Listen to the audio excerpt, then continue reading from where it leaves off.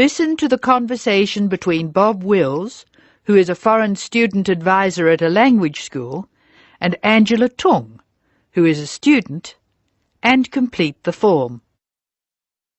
First, you have some time to look at questions 1 to 8 on the form now.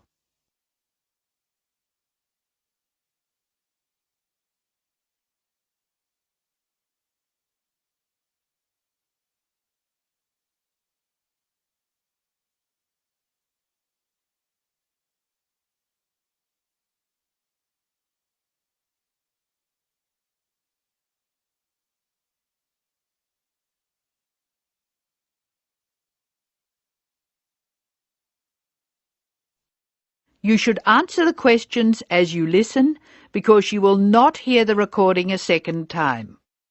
Now listen carefully and answer questions 1 to 8.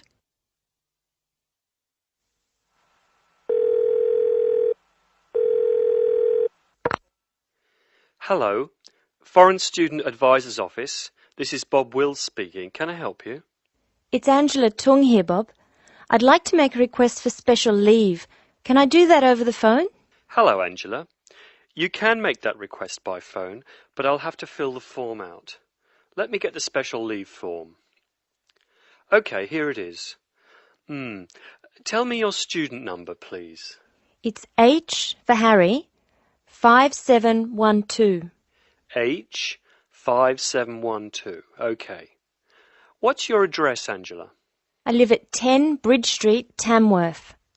10 Bridge Street, Tamworth. And your phone number? The telephone number's 810675. Thanks. What course are you doing? I'm in the writing class. Writing. Who's your teacher this term? Mrs. Green. She spells her name like the colour. Thanks. When does your student visa expire? Let me look. July 15. July 15. OK. Which term do you want to take leave? Do you want dates? First, I have to write a term number. When do you want to take leave? In term 1. OK. Term 1. Now, can you tell me what are the exact dates? I'd like to be away May 31 to June 4. OK, I've got that. You'll miss 4 working days between May 31 and June 4. Is that right? Only 3. I'll be away over a weekend. I'll be back at my classes on June 5, so that's 3 days away. Look at questions 9 to 12.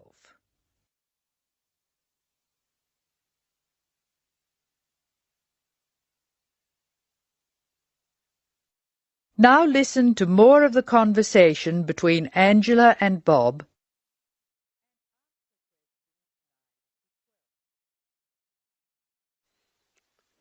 Why do you want to take leave, Angela? I'm going to visit my Aunt May. She's my mother's sister. She and her husband are my guardians while I'm here. Where do they live?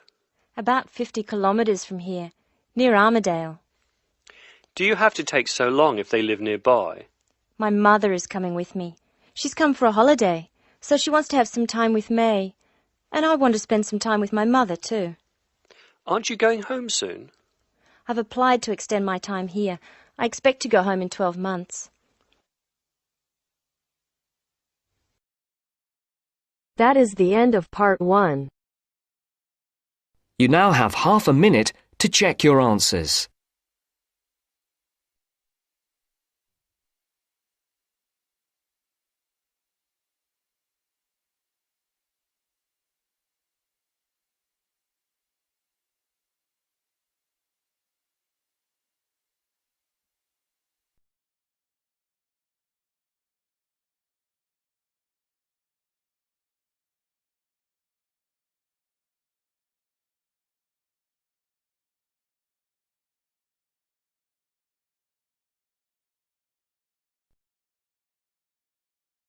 Now turns to part 2.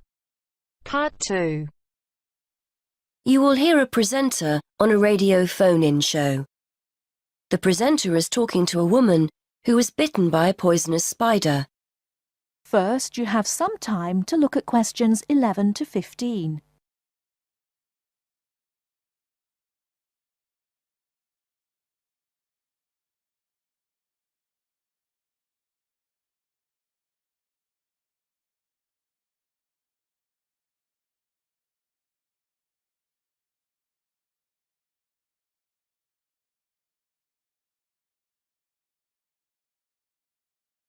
Now, listen carefully and answer questions 11 to 15.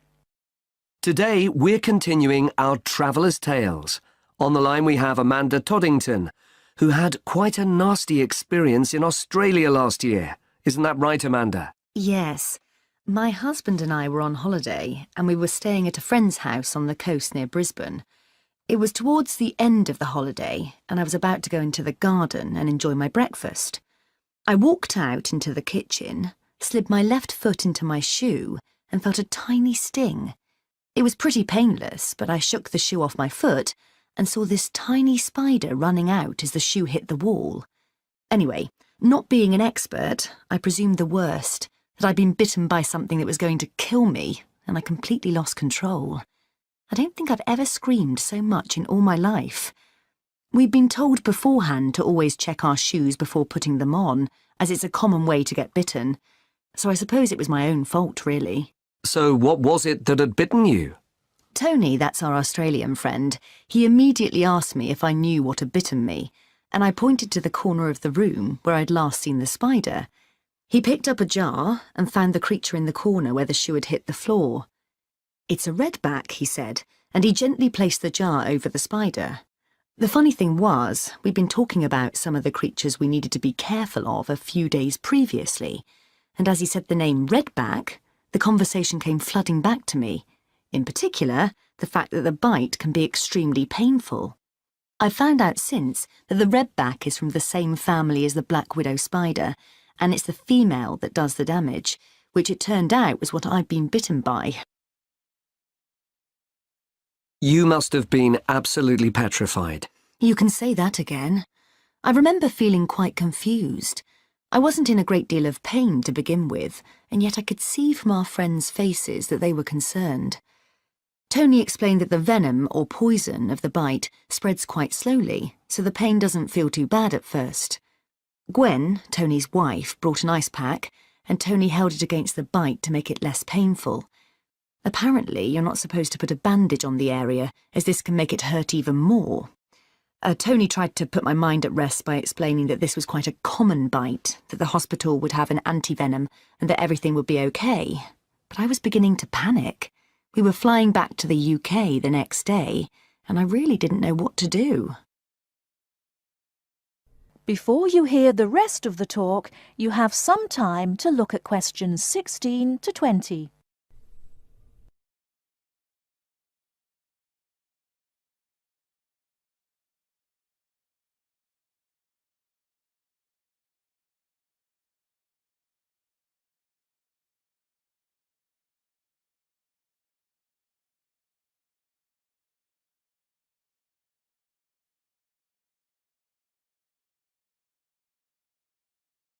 Now listen and answer questions 16 to 20. So what did you do? Well, Tony phoned the doctor, who told him to check my symptoms for the next hour or two. As time went on, the pain became very intense, from my foot right up to my knee. My husband was on the internet and was reading out the possible symptoms. I wasn't feeling sick, and I hadn't yet developed a fever, but I had a terrible headache, and my foot was beginning to swell up. At this point, Tony decided to take me to the local hospital to be on the safe side. I really didn't want to go, as I had visions of being kept in for days and all our plans being spoilt. But Tony and my husband insisted. When we got to the hospital, I was relieved to see how casual everyone was when Tony explained I'd been bitten by a redback spider. They told me to take a seat and got on with their work. And did you receive any treatment? By the time I got to see a doctor, the pain was very intense indeed, and I was getting quite upset.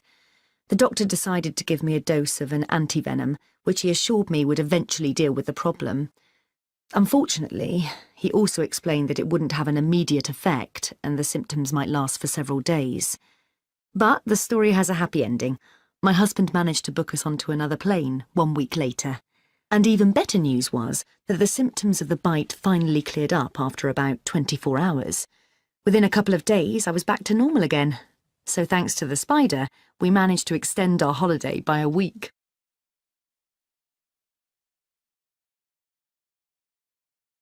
That is the end of part 2. You now have half a minute to check your answers.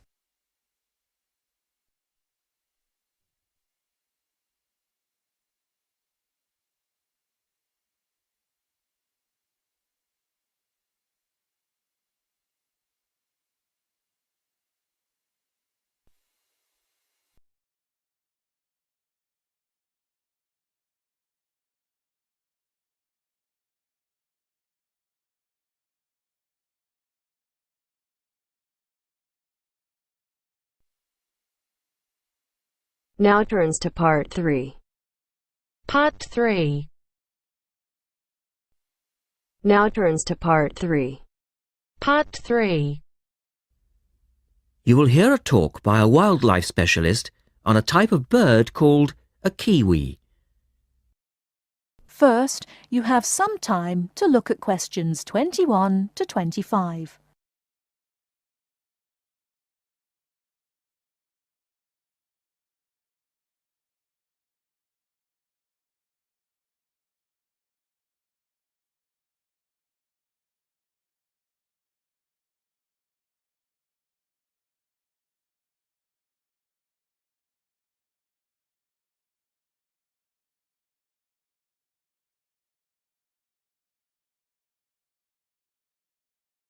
Now listen carefully and answer questions 21 to 25.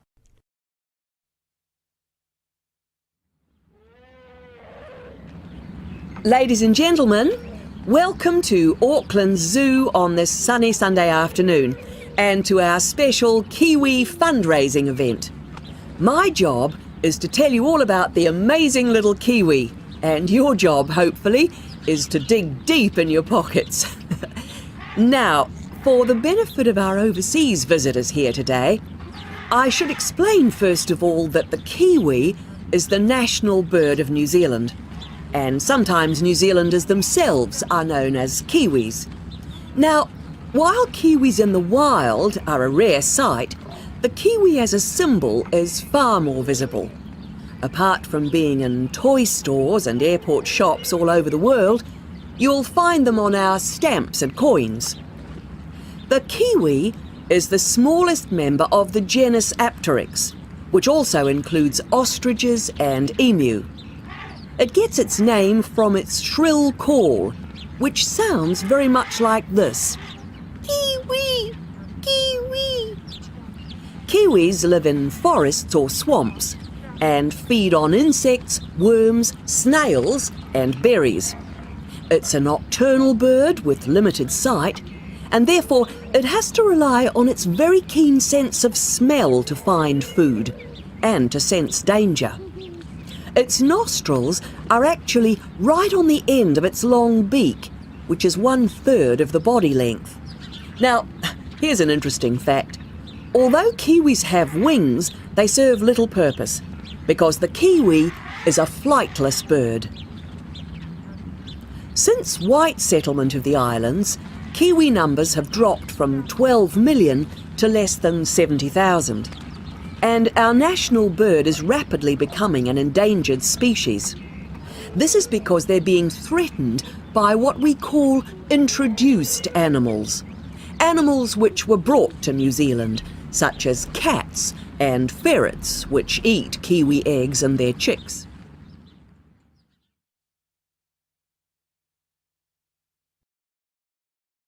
Before you hear the rest of the talk, you have some time to look at questions 26 to 30.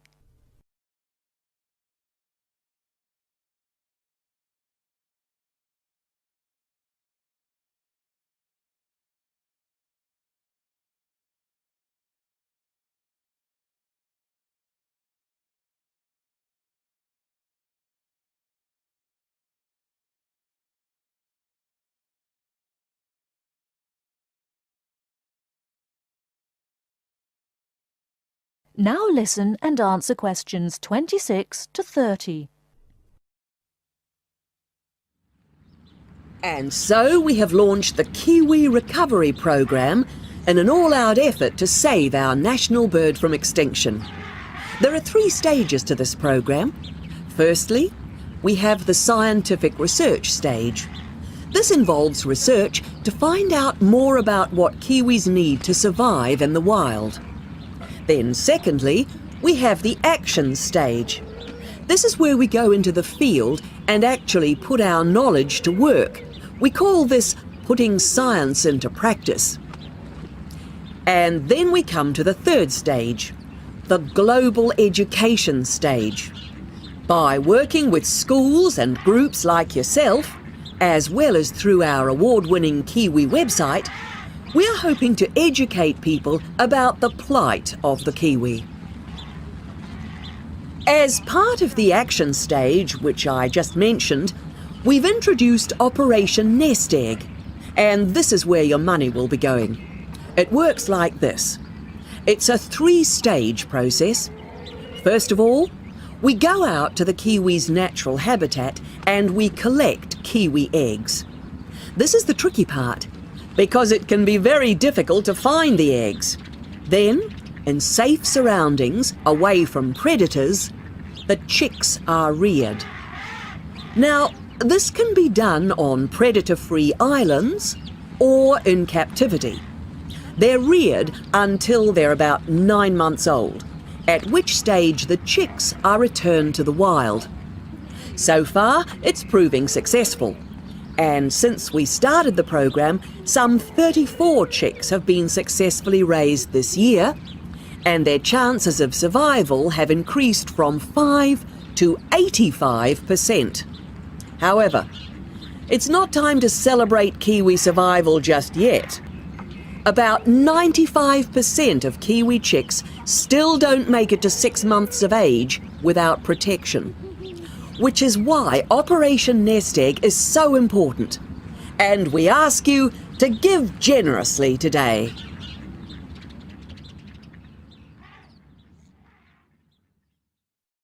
That is the end of part 3. You now have half a minute to check your answers.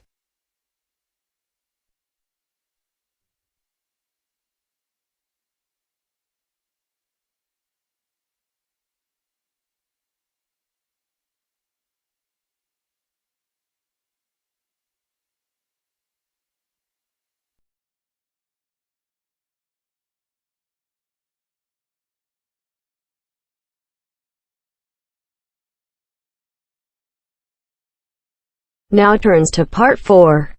Part 4. Listen to the last part of the lecture.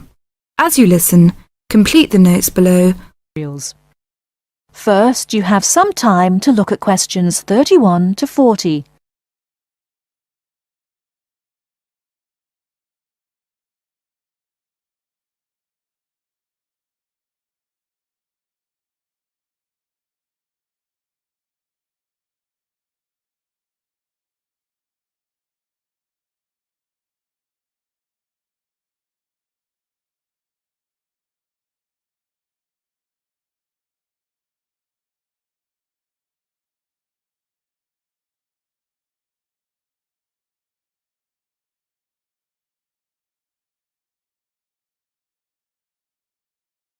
Now listen carefully and answer questions 31 to 40. Last time I said that a lot of Irish people left the country and went to England, America and many other foreign countries. Today I'd like to talk about the emigration. The effects of immigration were not all bad. The immigrants experienced a lot of hardship in their new countries. There is a famous story about a park in Shanghai where Chinese and dogs were not allowed. Well, in England, until into the 1950s, signs for jobs sometimes read, "Irish need not apply." The immigrants often experienced discrimination, but they formed many organisations to look after their fellow immigrants. Many of these organisations later became very important. In America, the Irish chose politics as the way forward, and significant cities were controlled by Irish politicians. This movement reached its peak with the election of John F. Kennedy in 1960. His grandparents came from Ireland, and his election had a significant impact in Ireland, helping the process of recovery of self-confidence which we have today. Today, there are 70 million people of Irish descent living outside Ireland. In America alone, there are 40 million people, and 10 million of these people have a 100% Irish background. They carried the culture of their home country with them and adapted it to their new home. They made changes which would be unthinkable in the home country, and we often laughed at the Yankees' Irishness. In fact, any immigrant who came back to live in Ireland, often after many years, found it very difficult to fit into Irish society again. They had been changed by the experience. These immigrants have always had an interest in the old country. The American letter was a letter containing dollars sent back to one's family. More recently, President Clinton has been very influential in bringing peace to the north of Ireland. Riverdance itself was the idea of a dancer who was American, who applied American methods to traditional dancing, and the fusion was immediately popular. Modern Ireland has been able to use the disaster of the last century to learn modern marketing techniques and apply them, without at the same time losing what is distinctive about itself. Riverdance is a demonstration of that distinctiveness. That is the end of part 4. You now have half a minute to check your answers.